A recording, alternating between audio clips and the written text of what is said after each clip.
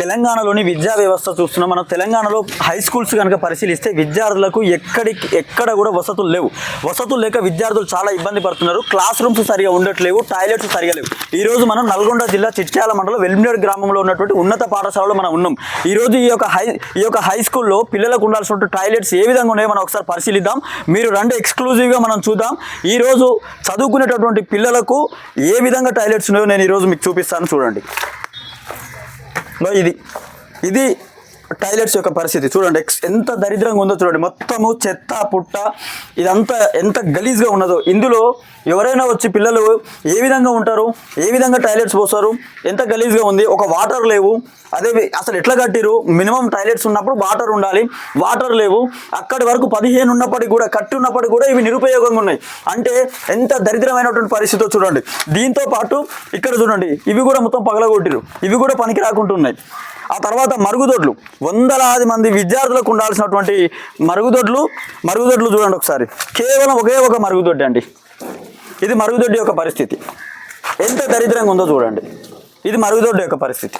ఈ విధంగా ఉన్నాయి టాయిలెట్స్. అలా ఒకే ఒక మరుగుదొడ్డి వందలాది మంది విద్యార్థులకు ఏ విధంగా సరిపోతుంది?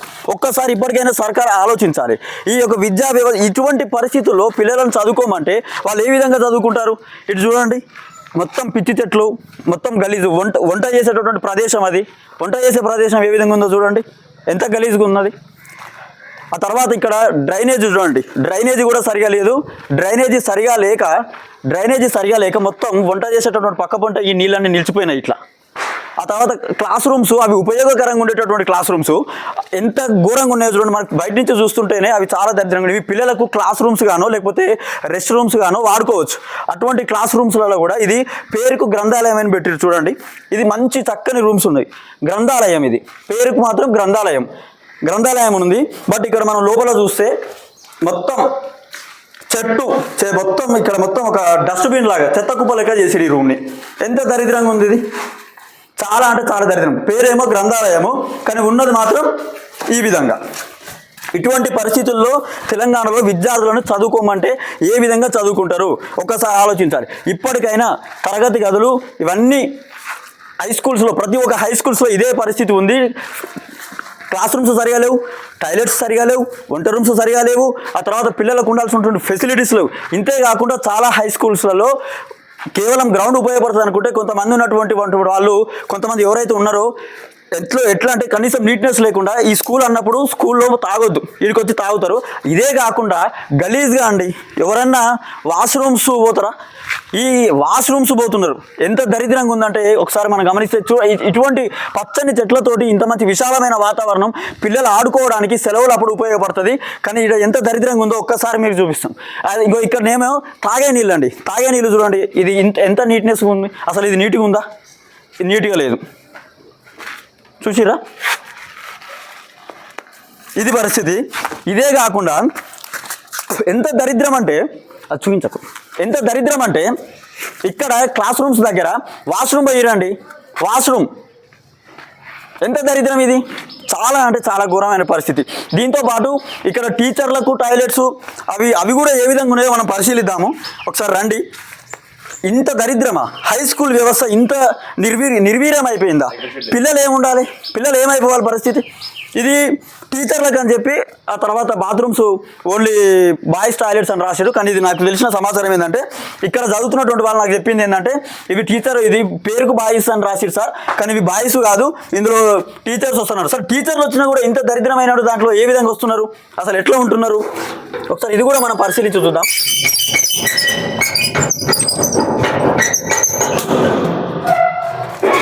ఇక్కడ మాత్రం ఇది కొంచెం టీచర్స్కి వాళ్ళకు ఉపయోగపడేటట్టు ఉన్నది. ఇది కూడా ఏం బాగాలేదు. ఇది కూడా నీట్గా ఉందా? దరిద్రంగా ఉన్నది. ఇది కూడా చూడండి ఎంత వాసన, ఎంత గలీజ్గా ఉన్నదో. సో ఇప్పటికైనా తెలంగాణలో విద్యా వ్యవస్థ మారాలి. ఈ హై స్కూల్లో ఇంత మంచిగా ఉన్నటువంటి వాటిలో ఎక్కడికక్కడ చెత్త చేమ. మరి కాంట్రాక్టులు ఇస్తలేరా? కాంట్రాక్టర్లు మరి గవర్నమెంట్ ఏమో పనులు ఇచ్చడం అంటుంది, మరి కాంట్రాక్టర్లు ఏమో గవర్నమెంట్ మాకు ఇంకా ఓకే చేయలేదు, ఫండ్ చేయలేదు అంటుంది. అసలు ఎక్కడ లోపం జరుగుతుంది? అసలు ఇప్పుడు తెలంగాణకి ఏమో విద్యాశాఖకు ఒక మంత్రి లేడు, ఒక సమీక్ష లేదు. అదేవిధంగా హై స్కూల్స్లలో స్ట్రెంత్ కూడా తగ్గిపోతుంది. ఈ పరిస్థితి ఎందుకు వస్తుంది? అసలు ఎందుకు ఈ దరిద్రం ఏర్పడుతుంది ఈ తెలంగాణలో? నాకైతే ఏం అర్థం అవ్వట్లేదు. చూడండి ఎంత దరిద్రంగా ఉందంటే వ్యవస్థ. పిల్లలకు కనీసం ఉండాల్సినటువంటి వసతులు లేవు. మళ్ళీ పేరుకు రాజకీయ నేతలు మేము అది చేసినాం ఇది చేసినాం అంటారు. ఏంది అసలు ఇది పద్ధతేనా? సో మనం దీని గురించి మనతో పాటు స్పందించేందుకు ఇక్కడ ఈ గ్రామం చెందినటువంటి మాజీ ఎంపీటీసీ అదేవిధంగా సిపిఎం నేత మనతో పాటు ఉన్నాడు. నమస్కారం సార్. సో ఇప్పుడు మేము ఇప్పుడే ఈ యొక్క హై స్కూల్ని మొత్తం పరిశీలించి వచ్చినాము. సో ఈ హై స్కూల్ని పరిశీలిస్తే ఫస్ట్ ముందు మొత్తం చెత్త చేమ అది ఉన్నది. ఆ తర్వాత టాయిలెట్స్ అయితే దరిద్రంగా ఉన్నాయి. ఆ వంటశాల బాగాలేదు, క్లాస్ రూమ్స్ బాగాలేవు. ఇటువంటి పరిస్థితి ఈరోజు వచ్చింది. అసలు ఏంటిది? అసలు వెలిమినేడు హై స్కూల్ పరిస్థితే కాదు, రాష్ట్ర వ్యాప్తంగా కూడా ప్రతి హై స్కూల్లో ఇదే పరిస్థితి ఉంది. సో నేను మీ ఊరికి వచ్చిన కాబట్టి నేను ఇప్పుడు మిమ్మల్ని అడుగుతా ఉన్నా, ఊరికి వచ్చినా కాబట్టి అసలు ఏంది హై స్కూల్లో ఉన్నటువంటి సమస్యల మీద మీరు ఎప్పుడైనా ప్రభుత్వం దృష్టికి కానీ అధికారుల దృష్టికి కానీ తీసుకెళ్ళిరా? మీరు కూడా గతంలో ఎంపీటీసీగా పనిచేసినటువంటి అనుభవం ఉంది కాబట్టి మీకున్న సమాచారం మేరకు ఏంది అసలు ఇది ఎప్పుడు పరిష్కారం అవుతుంది ఏమంటున్నారు? గతంలో ఎంపీటీసీ ఉన్నప్పుడు దాదాపు మండల పరిషత్ మీటింగ్లో మాట్లాడినాం. ఏమైందంటే గర్ల్స్కు ఒకటే బాత్రూమ్ ఉంటుంది, స్టాఫ్ ఒకటే బాత్రూమ్ ఉంటుంది. దానివల్ల ఇబ్బంది అవుతుంది. గర్ల్స్ బాత్రూమ్ వాళ్ళు ఇబ్బంది పడతారు.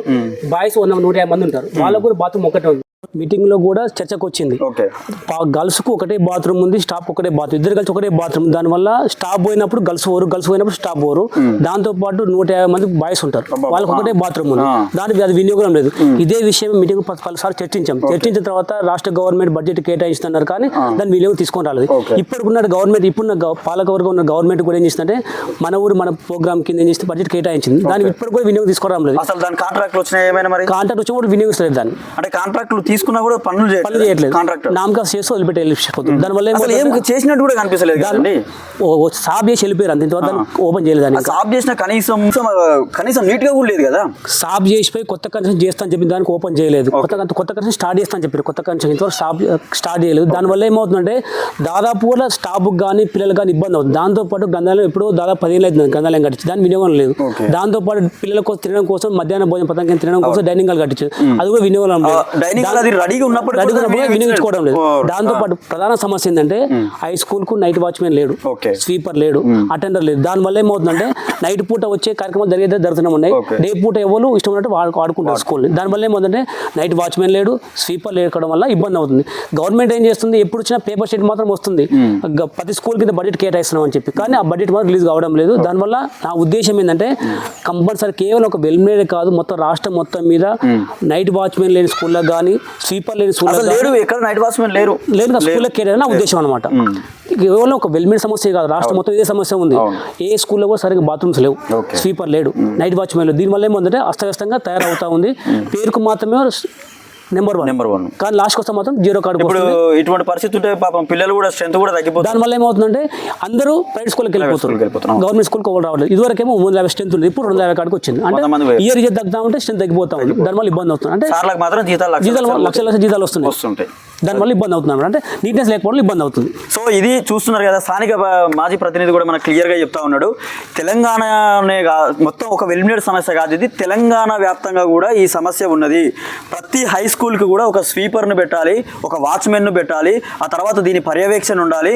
ఆ తర్వాత దీంతో పాటు నీట్నెస్ పాటించడం కోసం కూడా కంపల్సరీ 2-3 స్వీపర్లను పెట్టాల్సిన అవసరం ఉంది.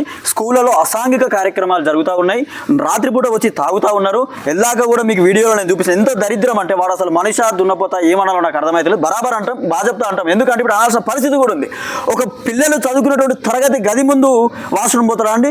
ఎంత దౌర్భాగ్యం అది. ఇంతటి దుస్థితిలో ఈరోజు విద్యాలయం అంటే మనం ఎంత ప్రామాణికంగా పరిగణిస్తాం మనం. అటువంటి ప్రామాణికాన్ని వదిలిపెట్టి ఈరోజు ఒక విద్యాలయకు ఉన్నటువంటి విలువని నాశనం చేస్తూ ఉన్నారు. ఈరోజు ప్రభుత్వం నిజంగా కూడా కాంట్రాక్ట్లు ఇచ్చిన ఏదైతే ఇక్కడ రెడీగా ఉన్నటువంటి డైనింగ్ హాల్ ఉపయోగించుకోవడానికి ఏంది, పిల్లలు తినేటందుకు డైనింగ్ హాల్ రెడీగా ఉంది. కాలం తీసుకుపోయి అలా తింటారు కదా, అలా గ్రంథాలయం రాసి అలా మొత్తం అన్ని అవి పెడుతున్నారు. ఇది ఎక్కడ పద్ధతి? కాబట్టి ఇటువంటి దాన్ని వెంటనే తెలంగాణ సర్కార్ ఇప్పటికైనా మేల్కోవాలి.